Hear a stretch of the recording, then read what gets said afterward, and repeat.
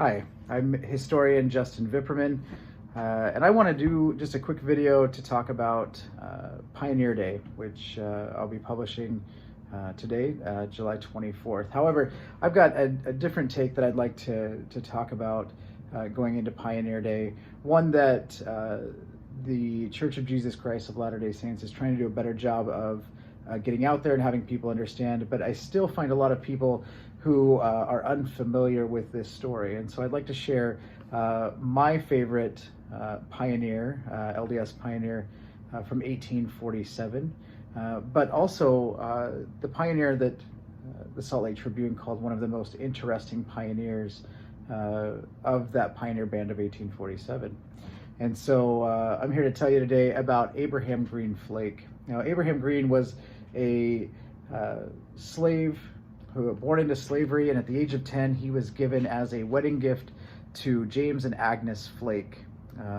He lived with the Flake family for a few years, but in the winter of 1843, the Flake family had some LDS missionaries come to their home and baptize them. And not long after that, a few weeks, Green joined the family.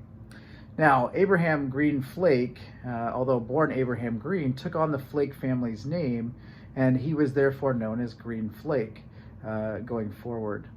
The Flake family, after being baptized, freed their slaves, and as they were preparing to go to Nauvoo, they actually offered Green Flake his freedom, but he didn't take it. And part of the reason, as a historian, that I've seen that neither of them probably wanted to give him his freedom was that it would be easier to cross state lines as a slave than if he was a freeman.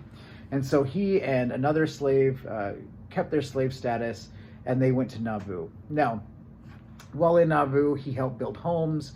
He helped the Flake family build a brick home there in Nauvoo, Illinois. There's really LDS myths around Green Flake being a bodyguard for Joseph Smith. However, most historians today believe that was unlikely, that it was unlikely that he ever met Joseph Smith. However, he did work in Nauvoo, and most of the money that he gained as a slave was then used as tithing for the Flake family. After the death of Joseph Smith, Brigham Young asked for men to go with him on the trek west, and James, having a young family, gave his slave to Brigham Young. There were 3 slaves that were actually given to Brigham Young: Harkley, Oscar Crosby, and Green Flake. These men travel across to the plains, and then they're actually asked as part of the vanguard company to go into the Salt Lake Valley and cut the Donner Trail, because the Donner Party had gone through roughly a year earlier, and so they needed to clean the trail to go in to see if that's where they wanted to go. So Oscar Crosby, Harkley, and Green Flake, they cut the path into the Great Basin, into the Salt Lake Valley, and they're actually the first ones to get there, as they are scurrying on their bellies, cutting down trees and trying to make it accessible for wagons. They come into the valley on July 22nd, a couple days before, and then they go back and get the rest of the company and bring them in. Green Flake is asked to drive Brigham Young's wagon, and he brings Brigham Young into the Great Basin. He's also supposed to set up build a home for the Flake family, which he does. He sends the wagon and team back with some other people, who then go back and get James and Agnes, and they bring them and their family out roughly a year later. In 1848, James Flake heads to California in the gold rush, where he's kicked in the head by a mule and he dies.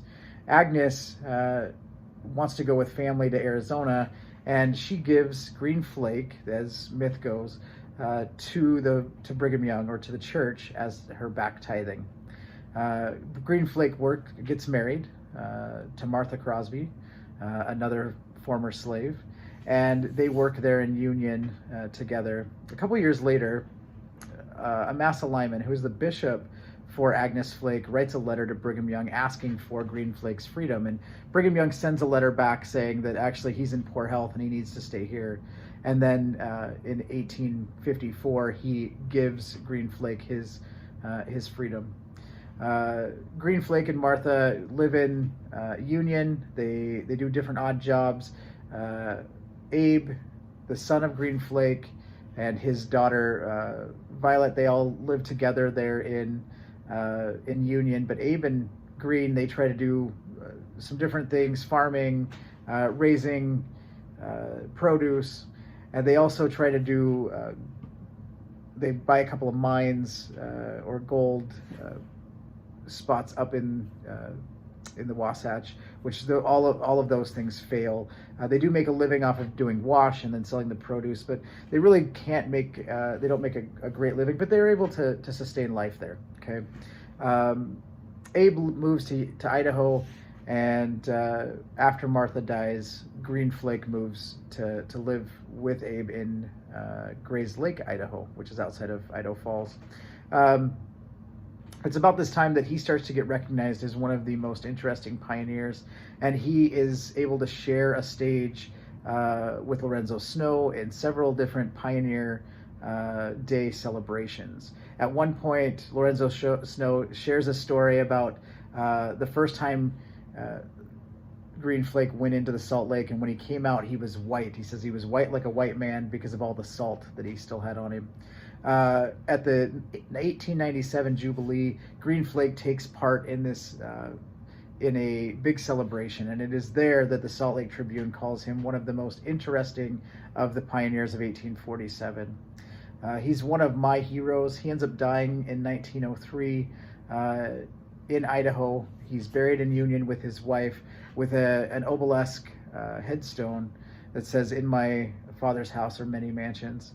An interesting connection to Twin Falls, his grandson, George Stevenson, and his wife, Myrtle, actually wind up in Twin Falls living on the 100 block of 3rd Avenue East, which is an interesting connection to Twin Falls, but really has no bearing on why I think that Green Flake is so amazing. And I'll share that experience and then try to get this video taken care of under 10 minutes. But really one of the biggest things that I see is that Green Flake is a slave who comes to the Great Basin, sharing these stories with Brigham Young of a buffalo hunt, of bartering with American Indians, doing all of these things, keeps his faith, and then raises his family in Utah and Idaho. I find him to be a fascinating pioneer, and one that we don't readily get to see or hear from throughout his life. However, his name is at the base of the Pioneer Monument, or the Brigham Young Monument, that is on Temple Square there. And so if you get down to Salt Lake, to be able to see that, on the back of the relief is a big metal bas relief that gives all of the people that were there, including 3 colored servants, Oscar Crosby, Harkley, and Abraham Green Flake. Once again, I hope that you found something interesting with this. Let me know in the comments if there's anything that you'd like to know more about. I'm trying to do a video a week, and so I hope that this is interesting to you. But if you find something else, let me know, and I'll try and dig up some history on that we can do. As usual, if you have any questions, reach out to me. Leave a comment. Stop by my house like I told you last time. Whatever you need to do, I'd love to chat with you. Have a good week.